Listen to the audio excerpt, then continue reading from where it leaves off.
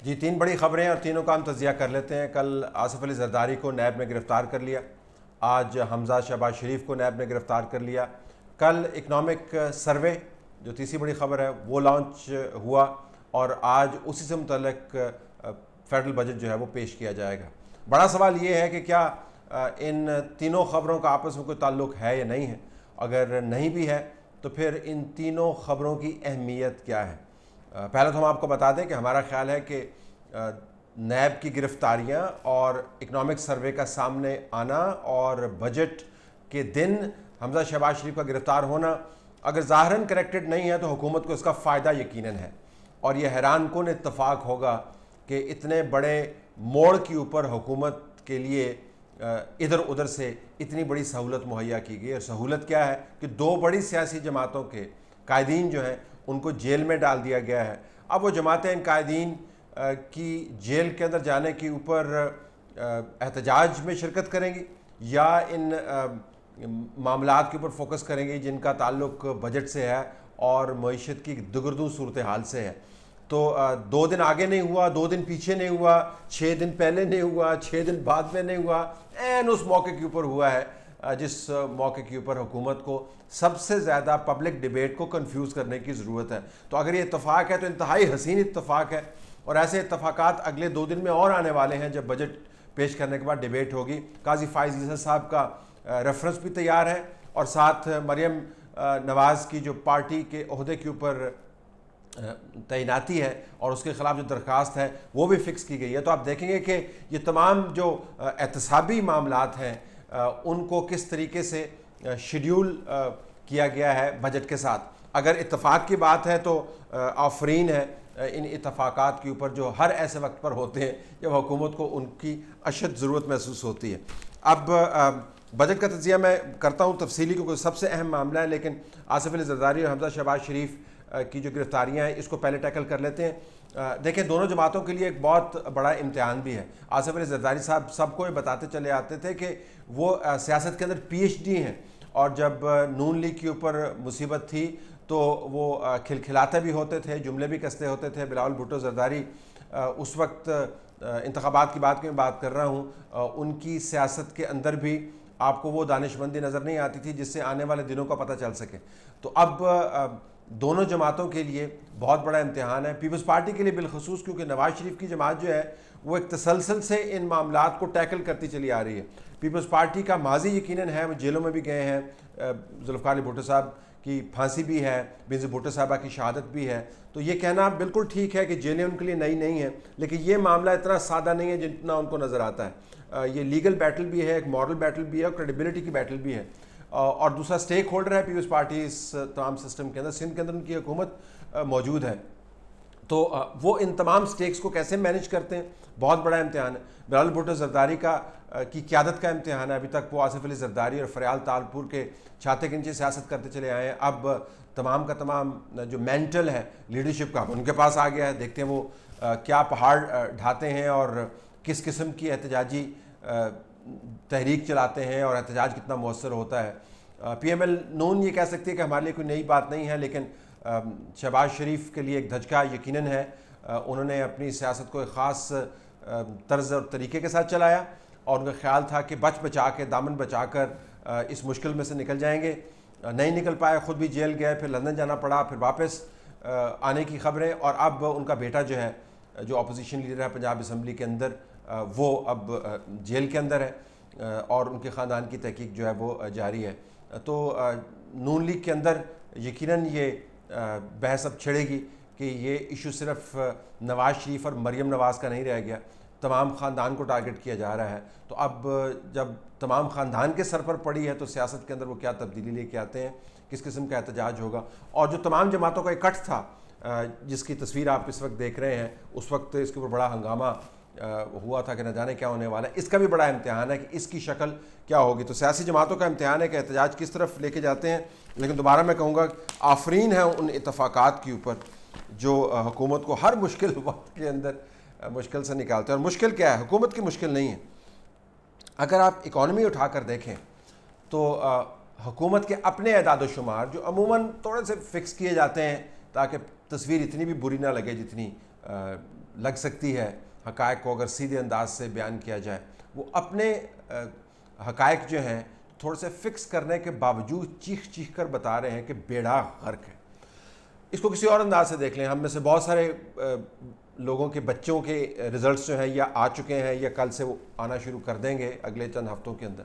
आप अंदाज़ा करें कि अगर आपके बच्चे ने 20 पेपर दिए हैं, 20 पेपर्स में से 15 में वो फेल हो गया है और 6 में वो इस बुरी तरीके से फेल हुआ है कि फेल होने के अपने रिकॉर्ड भी तोड़ दिए हैं, तो आप उस बच्चे की इस्तिताअत और उसकी कारकर्दगी को कैसे देखेंगे?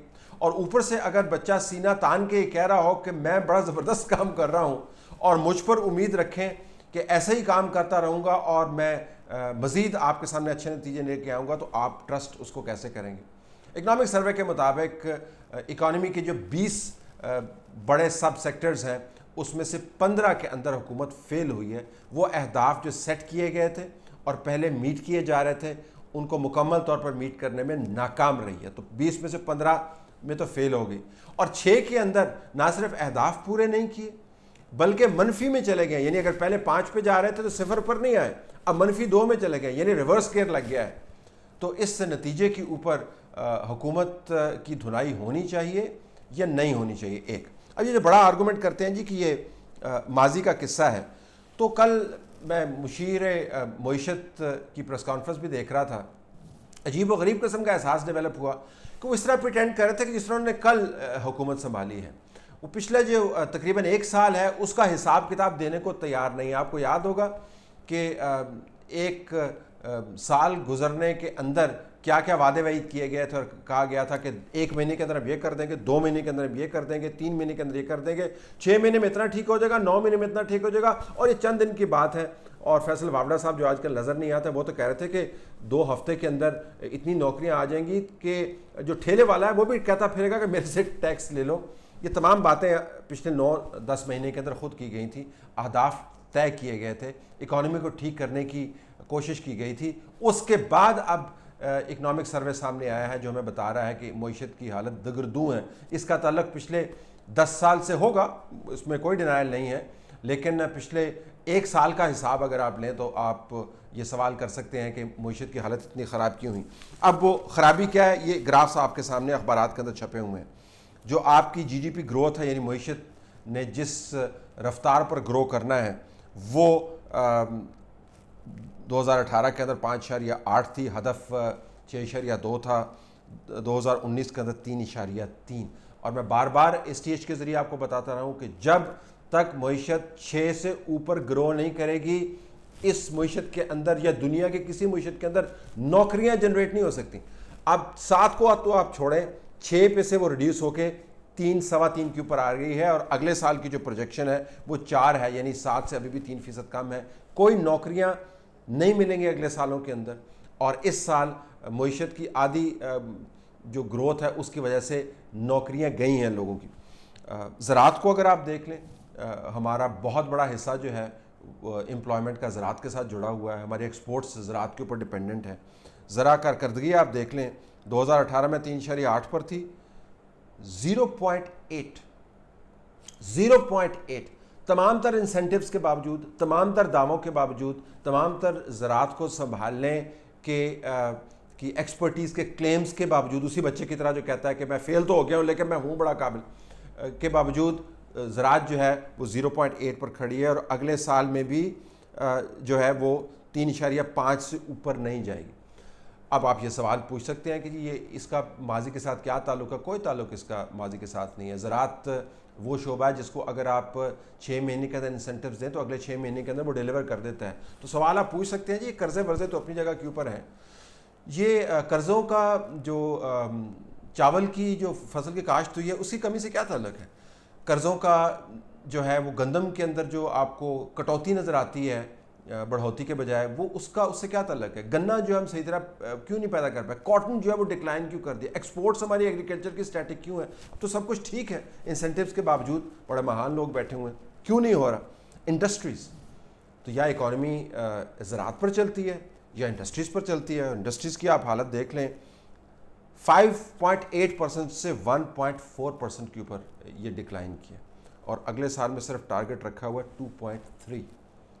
ये इंडस्ट्रियलाइजेशन करवानी है, हमने इंडस्ट्रियल रेवोल्यूशन इस मुल्क के अंदर लेके आना है। और आप हालत ये देख लें, और सर्विसेज सेक्टर जो है उसकी हालत भी आप देख लें, 2018 में 6.4 पर था और अब 4.7 पर है और 4.8 के ऊपर है। तो बड़ा सवाल ये बनता है कि ये कौन से अफलातून हैं जिन्होंने अच्छे रिजल्ट्स को बुरे रिजल्ट्स में कन्वर्ट कर दिया है और बुरे रिजल्ट्स के अंदर नए रिकॉर्ड कायम किए हैं, और फिर भी ये कह रहे हैं कि जी हम मईशत को बचा रहे हैं और हमें कुर्बान जाना चाहिए हफीज़ शेख साहब के ऊपर। और बता रहे हैं कि पिछले 10 साल के अंदर कितनी बुराइयां हुई हैं मईशत के साथ। 10 साल के अंदर खुद फाइनेंस मिनिस्टर रहे हैं, अपनी हुकूमत के फाइनेंस मिनिस्टर रहे हैं। ये सवाल चूँकि उठाए जा सकते थे, अब नहीं उठाए जाएंगे। 50% मीडिया स्पेस जो है वो डोमिनेट कर जाएगा। नैब का जरदारी साहब का अरेस्ट और नैब का हमजा शहबाज शरीफ का अरेस्ट, बजट पेश हो जाएगा, हंगामा होगा और हुकूमत कहेगी हमने बड़ा ज़बरदस्त काम किया है, और आधा मीडिया अरेस्ट के ऊपर फोकस रहेगा, आधी पब्लिक कंफ्यूज रहेगी कि बजट के अंदर पता नहीं क्या आया है, क्योंकि अंग्रेज़ी में डिलीवर होना, उर्दू की कापी को पढ़ने की ज़रूरत भी महसूस नहीं करता। अगर उर्दू में डिलीवर कर भी दे तो एदाद शुमार इतने ज़्यादा होते हैं कि लोगों का देखने का दिल ही नहीं करता, हज़म ही नहीं होते, और इस तरीके से मुश्किल मरहला गुजर जाएगा। यहाँ पर आकर ये तीनों बड़ी स्टोरीज़ आपस में जुड़ी हुई मिलती हैं।